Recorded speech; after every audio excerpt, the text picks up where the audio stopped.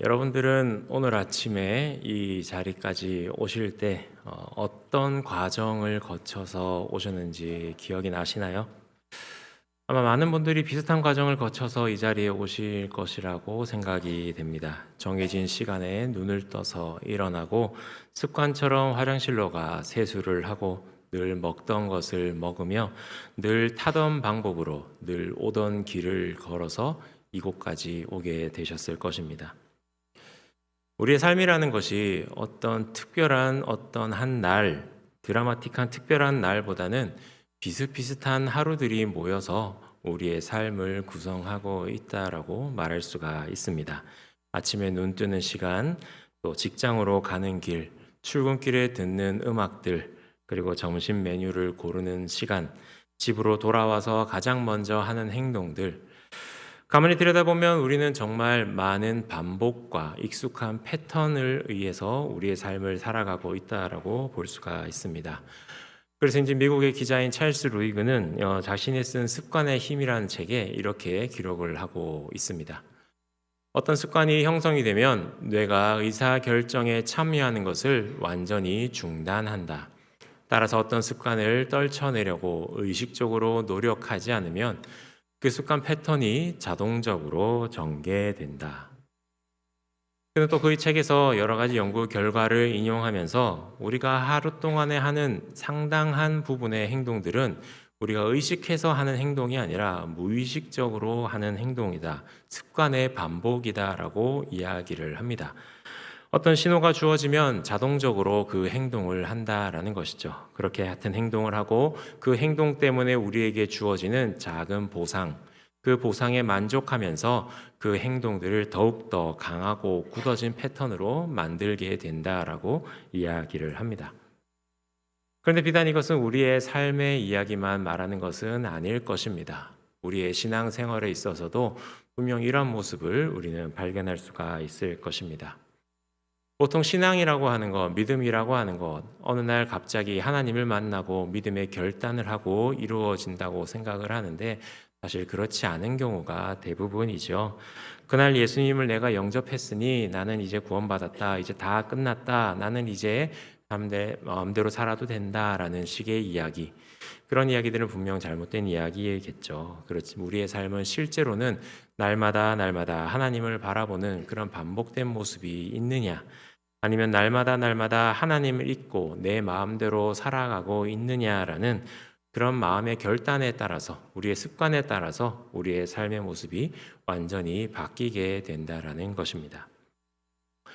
오늘 보면 사사기 2장 11절에서 23절의 말씀은 사사기 전체의 내용을 한 페이지로 요약한 그런 내용이라고 말할 수가 있습니다. 이스라엘이 어떠한 영적인 패턴 속에서 살아가고 있었는지, 그리고 그러한 이스라엘 백성들을 보시고 하나님께서 어떠한 패턴으로 그들에게 다가가 주셨는지 정확하게 보여주는 말씀이라고 할 수가 있습니다. 오늘 이 말씀을 통해서 우리가 끊어야 될 반복은 무엇이 있는지, 그리고 우리가 붙잡아야 될 반복된 모습들은 무엇이 있는지를 함께 살펴볼 수 있는 귀한 은혜의 시간이 되기를 간절히 소원합니다. 사사기 2장 11절부터 13절 말씀에 이스라엘 백성들이 지금 어떠한 상태인지를 정확하게 이야기해 주고 있습니다. 말씀은 이렇게 기록되어 있습니다. 이스라엘 자손이 여호와의 목전에 악을 행하여 바알들을 섬기며 또 그들의 조상들의 하나님의 여호와를 버리고 주위에 있는 백성들의 신을 따라 여호와를 버리고 바알과 아스타롯을 섬겼으므로 라고 기록을 하고 있습니다. 여기서 주목돼야 될 단어들이 있습니다. 버리고, 따라가고, 그리고 섬겼으므로 라고 기록을 하고 있습니다. 이스라엘 백성들의 마음이 지금 상태가 어떠한지를 정확하게 알려주는 반복된 표현이라고 볼 수가 있습니다. 이스라엘 백성들이 한순간에 하나님을 떠났을까요? 우리가 기억해야 될 것은 하나님을 잊게 된다면 그곳에는 하나님을 잊어버린 그 상태로 머물러 있는 것이 아니라 그 안에 다른 무엇인가를 채우게 된다라는 사실입니다. 이스라엘 백성들에게는 그 대상이 하나님이 비워지자 그 마음속을 차지한 것이 바알과 아스다롯이었습니다. 바알과 아스다롯은 어떤 우상이었나요? 그들은 풍요와 성공 그리고 안정과 회복을 생각하는 그러한 우상들이었습니다. 다시 말하면 눈에 보이지 않는 하나님 대신에 자신들이 눈에 보이는 것들을 신경 써주고 책임져 준다고 약속해주는 그러한 우상들을 자신들의 마음에 채워 놓았던 것이죠. 이스라엘 백성들이 처음부터 그랬던 것은 분명 아닐 것입니다. 처음에는 하나님을 믿는 그 믿음을 굳게 지키려고 노력하고 애썼을 것입니다. 그런데 시간이 지나면서 어느 날 갑자기 이제는 하나님을 더 이상 믿지 말자, 하나님을 버리자라고 고백하는 것이 아니라 작은 것 하나부터 그들의 마음을 움직이게 했다라는 것을 우리는 기억해야 됩니다. 작은 것들이 조금씩 반복이 되자 그들의 마음을 잡아먹기 시작하였던 것이죠. 옆에 있는 이방 민족들이 믿는 신들을 보니까 풍요롭고 농사를 잘 짓게 해준다는데 우리도 거기 한번 가서 제사 드려보는 것이 어떨까? 하나님도 믿고 바알도 믿으면은 우리가 두 가지를 다 얻을 수 있지 않을까? 이러한 작은 양심, 그런 작은 타협들이 하나 둘 모이기 시작하면서 그들의 삶의 중심에는 하나님이 아니라 바알과 아스타롯이 차지하게 되었다라는 것이죠. 바알이 그들을 지배하게 되고 세상의 가치와 물질이 그들의 중심이 되게 되고 자신의 욕심을 채우기 위한 인생의 계획들이 자신들의 인생을 지배하기 시작한 그런 모습으로 변화되었던 것이죠. 오늘 말씀 19절에서는 이들의 상태를 이렇게 기록을 합니다. 우리 함께 같이 읽어보도록 하겠습니다. 그 사사가 죽은 후에는 그들이 돌이켜 그들의 조상들보다 더욱 타락하여 다른 신들을 따라 섬기며 그들에게 절하고 그들의 행위와 패역한 길을 그치지 아니하였으므로. 아멘. 사사들이 죽으면 이스라엘 백성들은 이전의 조상들보다 더 패역하여졌다라고 말씀은 기록을 하고 있습니다.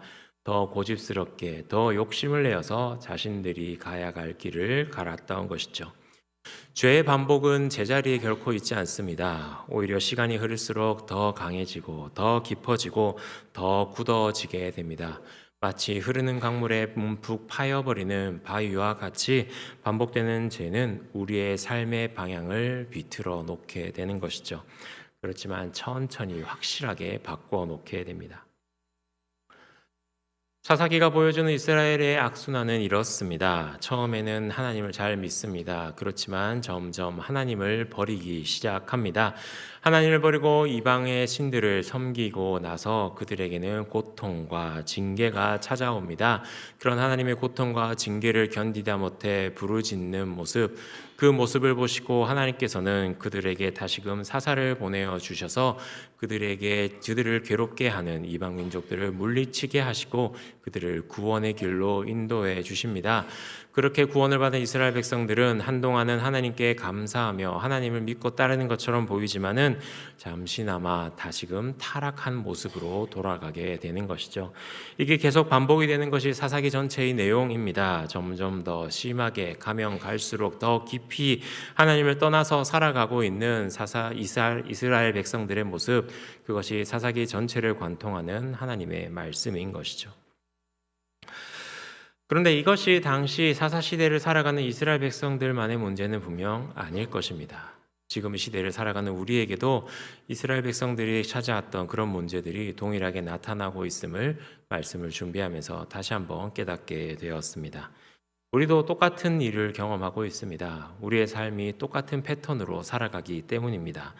우리는 이스라엘처럼 대놓고 하나님을 버리겠습니다 라면서 이방 우상들을 섬기는 그런 모습은 보여주지 않습니다. 오히려 일요일마다 주일마다 교회에 나와서 예배를 드리고 또 정해진 시간에 각자의 자리에서 기도의 모습으로 나아가고 또 큐티와 묵상을 통해서 하나님 말씀을 찾아보려고 애쓰고 있고 또 이 시간을 할애하여서 나의 것을 내려놓은 채 봉사의 자리, 섬김의 자리로 나아가는 그런 우리의 모습들이 있습니다. 교회도 가고 예배도 드리고 기도도 하고 헌금도 하고 봉사도 하고, 그런데 죄의 반복이라는 것이 어떤 거창한 것을 우리가 행했기 때문에 죄라고 말을 하지는 않습니다. 오히려 아주 좁고 조용한 방법으로 우리를 막아뜨리게 되는 것이죠. 그런 작은 첫 번째 움직임이 바로 우리 안에서 하나님을 점점 뒷순위로 미뤄가는 행위들입니다. 아침에 눈을 떴습니다. 눈을 떠서 여러분들은 가장 먼저 무엇을 하시나요?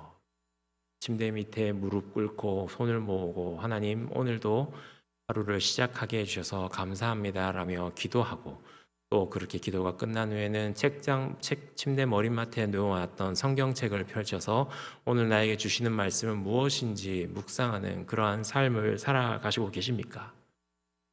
이야기를 꺼내자마자 웃으시는 분들이 계셨는데, 사실 눈을 뜨면 가장 먼저 손에 잡는 거 스마트폰 아닌가요?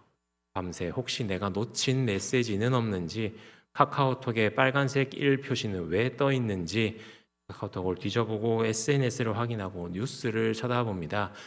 왜 그렇게 세상에 재미있는 소식들은 내가 잠을 잘 때 다 들리는지 모르겠습니다. 뒤늦은 소식을 접해서 이것이 무엇인지 확인하기 위해서 우리가 또 누르는 빨간색 버튼이 있죠. 유튜브 버튼.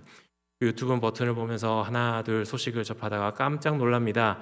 아니, 충주맨을 그만둔 김선태가 유튜브를 개설한 지 얼마 되지 않았는데 벌써 구독자가 130만 명이야. 어제 저녁에 분명 130만 명인 걸 보고 설교를 마무리했는데 조금 전에 보니까 133만 명을 또 찍었더라고요. 정말 대단한 것 같습니다. 그렇게 시간이 흐르다 보니 어느덧 벌써 출근을 준비해야 되는 시간, 학교를 보내야 되는 시간, 식사를 준비해야 되는 시간이 되었습니다. 세수를 하러 가고 출근 준비를 하고 식사 준비를 하고 아직까지 자고 있는 자녀의 방에 가서 어서 일어나라고 소리치면서 화장실로 끌고 가고, 그렇게 아침을 바쁘게 보내니 내가 할 일들이 왜 이렇게 많이 있는지 보입니다. 빨래도 해야 되고 청소도 해야 되고 못한 수다도 떨기 위해서 미장원도 가야 되고, 또 직장에서는 직장 상사의 잔소리를 들어야 되고, 오늘 점심을 뭐 먹을까 고민해야 되고, 그렇게 나면 커피 한 잔 마시면서 또 하루 일과 오후 일과를 시작하면서 하루를 보내다가 집으로 돌아오면은 왜 그렇게 피곤한지 오늘 일을 내일로 미루는 우리의 습관들, 그러다 보니 어느덧 잠잘 시간이 되었죠. 그 잠자리에서 무엇을 하십니까? 하나님, 제가 오늘 말씀 안 읽었네요. 지금이라도 읽겠습니다 라면서 말씀 묵상을 하시나요? 내일 일은 난 몰라요 하면서 그냥 잠자리에 드는 우리의 모습 아닙니까? 그렇게 우리 하루가 지나갑니다. 하나님의 말씀에 묵상하고 하나님 앞에 기도하기로 다짐했던 우리의 삶이 하루 이틀 정도 그러지 못한 삶을 살아가게 되는 것이죠. 하루 이틀이면 다행입니다. 그런 삶이 일주일이 지나고 한 달이 지나고 1년이 지나고 몇 년 동안 그런 삶을 살아가지 못했는지 모릅니다. 그런데 더 큰 문제는 그렇게 하나님께 나아가는 삶을 살아가지 못했는데 정작 나 자신은 그런 삶을 자각하지도 못한다라는 겁니다. 이런 때문에 우리의 행위에 합리적인 습관이 생기게 됩니다. 이스라엘이 하나님도 믿고 바알도 믿고 이번에는 바알에 제사 드리는 것이 좀 어떨까라면서 조금씩 자신의 행동들을 그렇게 정당화했던 모습이 우리 안에도 드러나게 되는 것이죠. 믿음도 중요하지만 세상에 살아가는 것들도 참 중요하지 않을까? 현실적으로 사는 것도 필요하지. 내가 이렇게 살아가는 것, 나만 이렇게 사는 것 아니잖아. 다른 사람들도 다 그렇게 살아가는데, 교회 가보니까 다른 사람들도 다 나랑 똑같이 살아가는데 나라고 다를 게 있나? 믿는 건 믿는 거고 사는 건 살아가는 거지. 내가 잘 살아야, 내가 여유가 있어야 하나님 앞에 예배도 잘 드리고 헌신도 하고 또 헌금도 잘 할 수 있는 거 아니야? 이렇게 얘기하면서 스스로를 합리화하면서 살아가고 있다라는 것이죠. 그런데 이러한 말들과 생각이 우리의 생각과 우리의 입에서 자연스럽게 나올 때 우리는 어느덧 우리 마음의 중심에 하나님이 아니라 세상의 것들을 하나 둘씩 모아두고 점점 사라져가는 하나님의 모습을 바라볼 수 없게 된다라는 것입니다. 마치 이스라엘 백성들이 바알과 아스다롯을 섬겨갔던 그 과정을 우리도 똑같이 밟아가고 있는 것이죠. 우리가 바알과 아스다롯을 섬기지 않으니까 괜찮다라고 생각하시나요? 이 시대에는 바알과 아스다롯이 또 다른 모습으로 우리에게 다가오고 있습니다. 그 시대에는 우상의 모습이었지만 지금은 전혀 우상스러운 모습이 아닌 채 우리에게 다가오고 있습니다. 이 시대에 우리에게 찾아온 우상, 바알과 아스다롯은 별것이 아닙니다. 하나님보다 돈과 성공이 더 큰 관심을 가지게 되면 그게 우리에게 찾아온 바알입니다. 하나님보다 더 안정된 삶과 평안한 삶을 누리며 살아가길 원한다면 그것이 바로 우리에게 찾아온 아스다롯의 모습인 것입니다. 하나님 앞에 하나님보다 더 크게 더 중요하게 생각하는 것들, 자녀의 성적들, 배우자의 조건들, 나의 삶의 그런 커리어들, 스펙들, 이런 것들이 더 중요하게 생각한다면은 그것이 바로 우리 시대의 우상으로 다가오는 바알과 아스타롯의 모습인 것입니다. 그런데 더 크고 무서운 것은요, 이러한 것들이 결코 우리의 삶에서 필요 없고 중요하지 않은 것이 아니라는 사실입니다. 누가 이런 거 필요 없다고 얘기하는 사람들이 있습니까? 사실 우리가 살아가는데 다 필요한 것들 아닐까요? 물질도 필요하고요. 또 중요하게 살아가는 거, 안정된 삶을 살아가는 거, 또 자녀를 교육시키는 거 너무나도 중요하고 우리가 또 열심을 내야 되는 부분인 것은 확실합니다. 그런데 그런 것들이 너무나도 중요하다고 해서 하나님보다 그것을 더 우선시한다면은, 하나님보다 더 그런 것들을 추구하고 살아간다면은 그것이 바로 우리의 삶의 우상의 모습으로 다가오는 것이겠죠. 우리 모습은 어떻습니까? 하나님보다 더 그런 것들을 생각하지 않습니까? 하나님보다 더 물질을 생각하고, 하나님보다 더 자녀의 교육들을 생각하고, 하나님보다 더 배우자의 모습들, 내가 살아가는 환경들, 나의 앞길 이런 것들을 더 생각하며 살아가고 있지 않습니까? 그렇다면 우리는 하나님과 점점 멀어지는, 하나님이 떠나가는 길을 살아가고 있을 것입니다. 중요한 것은 우리가 그 사실을 인정해야 된다라는 것입니다. 말씀보다 다른 것을 먼저 찾게 되는 우리의 습관들이 있다면 우리는 분명 잘못된 길을 걸어가고 있을 것입니다. 기도보다 걱정과 불편으로 우리 앞에 처해 있는 문제들을 해결해 가려고 한다면은 분명 우리의 삶에는 잘못된 습관들이 있을 것입니다. 하나님보다 세상의 기준을 더 두려워하는 그러한 삶의 모습, 반복된 삶의 모습이 우리 안에 있다면은 분명 우리는 잘못된 습관에 머물러 있을 것입니다. 그렇기 때문에 사사기를 통해서 하나님은 우리에게 분명히 이야기해 주고 계십니다. 하나님을 잊는 것은 우연한 사건이 아니라 우리의 삶을 천천히 그러나 분명하게 망가뜨리는 작은 반복된 습관 때문이다. 그런데 사사기는 이러한 이야기에 머물러 있지 않습니다. 이스라엘이 반복해서 하나님을 버릴 때 하나님은 그냥 보고만 계시지 않는다라고 분명히 이야기해 주고 있습니다. 오늘 본문 14절과 15절의 말씀을 우리 같이 읽어보도록 하겠습니다. 여호와께서 이스라엘에게 진노하사 노력하는 자의 손에 넘겨주사 그들이 노략을 당하게 하시며 또 주위에 있는 모든 대적의 손에 팔아 넘기심에 그들이 다시는 대적을 당하지 못하였으며 그들이 어디로 가든지 여호와의 손이 그들에게 재앙을 내리시니 곧 여호와께서 말씀하신 것과 같고 여호와께서 그들에게 맹세하신 것과 같아서 그들의 괴로움이 심하였더라. 아멘. 하나님께서 그들의 주변을 민족에게 그들을 넘겨주셨다라고 이야기하십니다. 그리고 이스라엘 백성들이 어디로 가든지 하나님의 손이 그들을 막으셨다라고 이야기하고 있습니다. 그렇기 때문에 이스라엘 백성들은 큰 괴로움과 고통에 빠지게 되었습니다. 어떤 분들은 이런 구절을 읽으면 참 이해가 되지 않는다라고 이야기하기도 합니다. 불편하게 느끼실 수도 있습니다. 제가 신학대학원에 입학하고 오리엔테이션을 갔을 때 동기들끼리 모여서 이런저런 이야기를 나눈 시간이 있었습니다.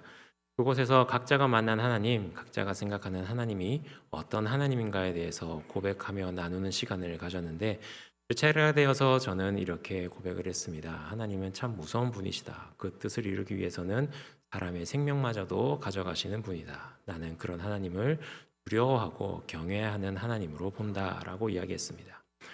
그러자 어떤 친구가 이야기를 이어가더라고요. 전혀 반대되는, 나는 무서운 하나님을 지금까지 만나보지 못했다. 나에게 하나님은 사랑의 하나님이고 나와 함께 하시는 하나님, 친구 같은 하나님, 언제나 나의 길을 인도해 주시고 푸른 풀밭과 쉴만한 물가로 인도해 주시는 너무나도 좋고 선하신 하나님이다 라고 이야기를 이어갔습니다. 그런 분들에게, 그런 고백을 하는 분들에게 오늘 말씀은 조금 불편하게 느껴지시겠죠. 왜냐하면은 하나님을 도와주시는 분, 우리를 선한 길로 인도해 주시는 분이라고만 생각하기 때문입니다. 그런데 오늘 보면은 때로는 하나님께서는 사람들의 길을 막으시는 분, 그리고 사람을 넘어뜨리고 고통받게 하시는 분, 다시 말해서 벌 주시고 징계하시는 하나님의 모습이 드러나게 돼 있기 때문이죠. 하나님께서 징계를 주셨냐 안 주셨냐가 중요한 것이 아닙니다. 이 징계가 어떠한 성격을 가지고 있는지가 더 중요한 것이겠죠. 하나님께서 이들에게 이렇게 벌을 주시고 징계를 내리신 것은 감정적으로 하신 것이 아니라는 것입니다. 이것은 언약 백성을 향한 하나님의 거룩한 개입이라고 우리는 기억해야 됩니다. 쉽게 생각해 보면 이렇습니다. 갓난아이가 커서 이제 아주 거량하장 걸음마를 걷고 뛰기 시작하면 부모님들의 잔소리 그리고 소리치는 이름이 점점 커집니다. 왜 그럴까요? 아이가 다칠까봐, 아이가 잘못된 길을 갈까봐, 아이가 넘어지지는 않을까 걱정이 돼서 그러는 것이죠. 특히나 차도를 건널 때 아이가 갑자기 튀어나간다면 안 돼! 라면서 소리치면 아이 팔을 확 잡아당기죠. 그리고 아이에게 혼을 내기 시작합니다. 그렇게 잡아당김을 경험하고 나가지 못한 아이가 또 부모님이 혼난 아이가 과연 어떤 생각을 할까요? 왜 우리 어머니는 나를 이렇게 걸어가지 못하게 할까? 뛰어나가지 못하게 할까? 나를 낳은 것이 확실할까? 어디서 주워온 아이는 아닐까라고 생각하는 아이가 있을까요? 물론 왜 하지 못하냐고 발버둥 치고 짜증내고 투정 부리는 아이는 있을 것입니다. 그렇지만 그렇게 하는 행위의 이유는요, 단순히 아이를 괴롭히고 아이를 못 가게 막기 위한 것이 아니라 아이의 안전을 위하고 그 아이의 목숨을 지키기 위한 어머니의 행동인 것이죠. 오늘 본문의 징계가 그러한 모습이라고 보시면 될 것 같습니다. 하나님께서 그들의 평안함을 깨뜨린 이유는 그들이 평안함을 깨뜨리고 그들 마음속에 숨어있는 잠들어 있는 영적인 것을 다시금 깨우기 위해서 하나님께서 그들에게 징계를 내려주셨다라는 것이죠. 만약에 정말 하나님께서 그들을 포기하시고 그들을 정말 내버려 두기를 원하셨다면은 하나님께서는 아무 일도 행하지 않으셨을 것입니다. 아무런 경고도 하지 않으시고 아무런 막힘도 하지 않으셨을 것이고 그냥 그들이 어떤 사람을 살든지 어떠한 신을 섬기든지 그냥 보지도 않고 그냥 내버려 두셨을 것입니다. 그냥 마음대로 해라. 나야 뭐 다른 민족을 택하든지 새로 사람들을 만들든지 해서 그렇게 내 백성을 삼으면 된다. 난 더 이상 저희들을 신경 쓰지 않겠다라면서 그냥 내버려 두면 되셨을 것입니다. 그런데 우리 하나님께서는 그러지 않으셨다는 것이죠. 또한 16절에 이렇게까지 말씀하셨습니다. 여기에는 놀라운 내용들이 기록되어 있는데요. 함께 읽어보도록 하겠습니다. 여호와께서 사사들을 세우사 노략자의 손에서 그들을 구원하게 하셨으니. 아멘. 우리가 여기서 바라볼 것은요, 이스라엘이 하나님 앞에 고통스러워서 부르짖으면서 하나님 잘못했습니다, 하나님 회개합니다, 용서해 주세요라고 이야기한 것이 아니라는 겁니다. 그들은 그저 이 고통 가운데 부르짖었을 뿐입니다. 결코 하나님 앞에 자신의 잘못을 회개한 모습으로 나아가지 않았습니다.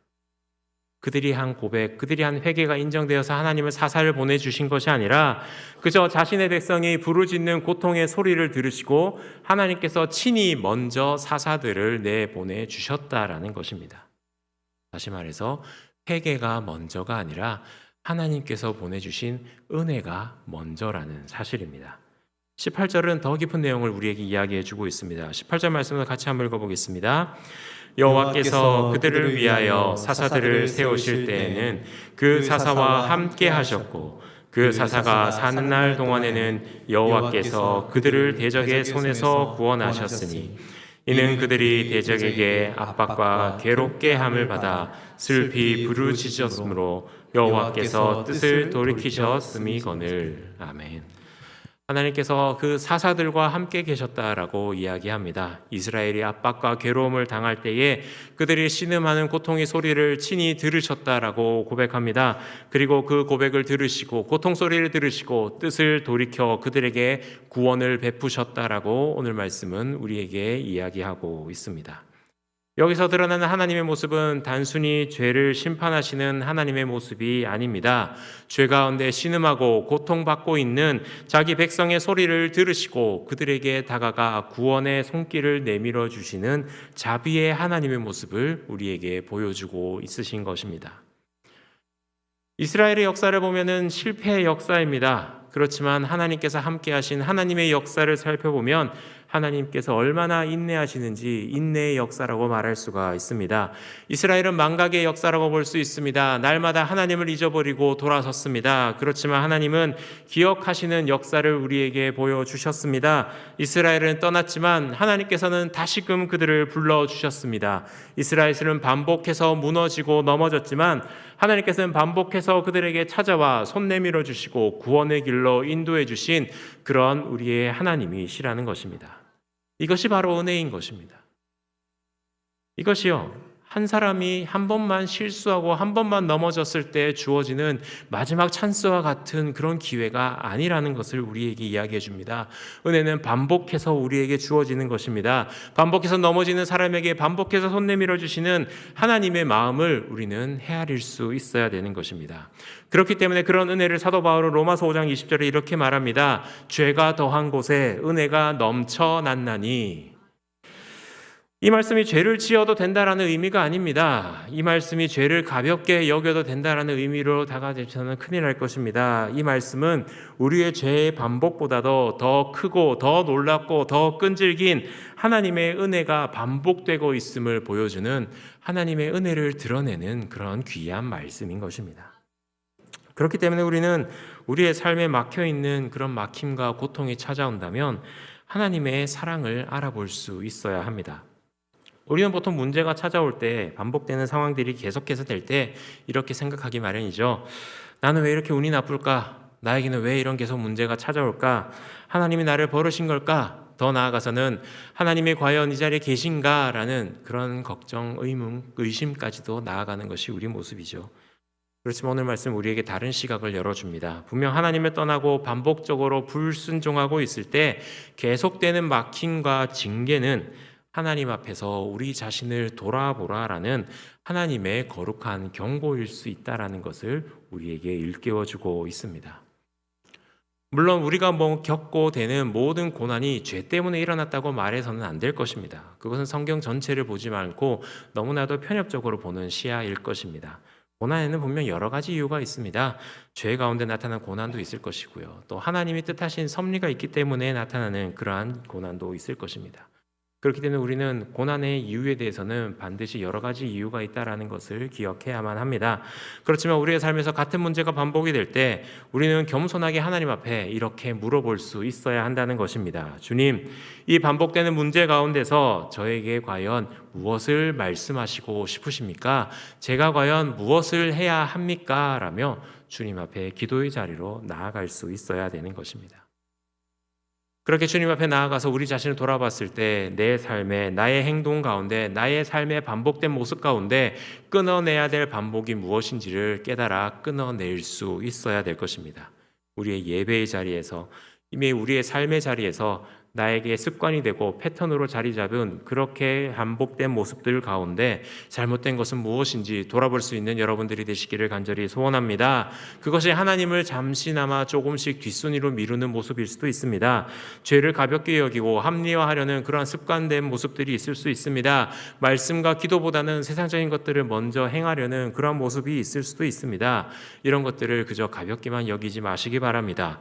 하나님께서는 오늘 말씀을 통해 분명히 이야기하십니다. 이런 작은 것들부터 타협하게 된다면 결국에는 하나님과 멀어지고 우리의 삶의 방향이 완전히 바뀔 것이다 라고 분명히 경고해 주고 계십니다. 그리고 버려야 할 반복들이 있다면 우리의 삶에서 다시금 붙잡아야 될 반복된 모습들도 있음을 기억하시길 바랍니다. 붙잡아야 될 말씀, 하나님 앞에 매일 말씀으로 나아가는 그러한 모습들, 매일매일 하나님 앞에 어려움과 두려움이 있을 때 기도함으로 나아가야 되는 모습들, 하나님 앞에 멀어짐을 경험하고 깨달았을 때 회개하며 하나님 앞에 나아가야 되는 그런 모습들, 실패해도 포기하지 않고 다시금 하나님 앞에 부르짖는 우리의 모습들, 그것들이 바로 우리가 붙잡아야 될 반복된 습관들임을 믿으시길 바랍니다. 우리가 매주 예배를 드리고 매주 설교를 듣고 매주 봉사의 자리로 나아가는 것, 어떻게 보면 너무나도 일상적이고 지루하고 당연하게 생각하는 그런 반복된 모습이라고 생각할 수도 있습니다. 하지만 그렇게 지루하게 반복처럼 느껴질 때 이러한 반복들을 통해서 하나님은 우리 안에 새로운 마음들을 주십니다. 새로운 방향을 허락해 주십니다. 새로운 순종의 모습을 조금씩 자라나게 해 주십니다. 나무가 1년마다 자랄 때 작은 나이테 하나 둘씩 생기는 것처럼 우리도 눈에 보이지 않지만 함격 신앙의 모습, 신앙의 습관들 때문에 이러한 나이테가 생겨서 하나님을 닮아가는 모습, 하나님 앞에 더욱더 한 걸음 더 나아가는 모습으로 변화될 줄 믿으시길 바랍니다. 중요한 것은 이것입니다. 죄의 반복 속에서 그냥 머물고 있는가, 아니면 반복된 죄의 습관을 끊어버리고 붙잡아야 될 십자가의 은혜로 반복으로 나아가야 될 것인가, 그 선택은 전적으로 우리의 마음속에 달려 있습니다. 그래서 오늘 말씀은 한민족의 처참한 실패의 역사를 보여주면서 우리에게 선택을 양요하고 있습니다. 하나님의 끈질기게 은혜의 역사가 함께 흐르고 있음을 다시 한번 보여주면서 우리에게 무엇을 선택하실 것인지를 권면하고 있습니다. 이스라엘은 반복해서 하나님을 버리는 삶을 살았습니다. 그렇지만 하나님께서는 그러한 삶 가운데 그들을 결코 내버려 두지 않으시고 반복해서 그들에게 다가가 그들을 부르시고 그들을 징계하시고 사사들을 통해 그들을 구원해 주셨습니다. 결국 이 사사기를 통해서 우리는 한 가지를 깨달을 수 있어야 할 것입니다. 역사를 통해서 반복되는 이 질문, 언제까지 임시방편으로 살아갈 것인가? 사사가 있을 때만 잠시나마 행복하고 돌이켰다가 사사가 죽고 없어지고 나면 다시금 죄악 가운데 살아갈 것인가? 이 악순환을 끊어줄 영원한 사사가 우리에게 있지 않은가? 그 사사를 붙잡아야 되지 않겠느냐라고 이야기를 하고 있습니다. 사사기에 수많은 사사들이 잠시 이스라엘 백성들을 구원하고 나아갔지만 우리에게는 참된 사사, 참된 구원자이신 예수 그리스도께서 함께 하심을 기억하시길 바랍니다. 이 예수님께서는 십자가에서 단번에 모든 죄의 권세를 깨뜨리신 분이시고 다시금 반복할 필요가 없는 완전한 구속을 우리에게 이루어 주셨습니다. 그래서 우리가 그 예수 그리스도를 붙잡고 나아가는 은혜의 선택, 반복된 선택을 해야 될 줄로 믿습니다. 우리의 삶도 결국에는 이러한 반복의 연속이기 때문이죠. 우리의 삶에는 분명 끊어야 될 반복의 모습들이 있습니다.